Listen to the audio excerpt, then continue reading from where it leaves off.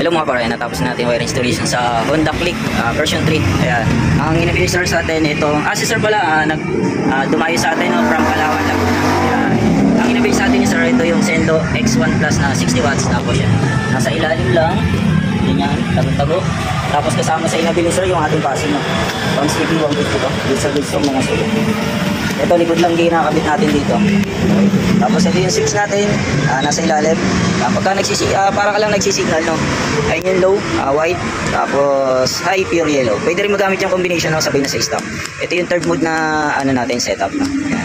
Magagamit mo lahat ng function ng MDL no. Tapos pagka naman naka-off yung MDL mo, yan, magagamit pa rin yung stock. Tapos passing ito combination. Yan.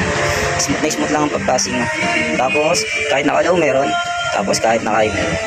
Okay, ayan, yun lang yung setup natin dito. Eh sa mga gusto mag-avail o mag-install ng ganitong setup yan, direct message na lang po sa page o kaya sa FB account ko. O kaya visit kayo dito sa shop ko sa Kabuyao. Search nyo lang Banay Banay Kabuyao. Upper Rise Banay Banay Kabuyao.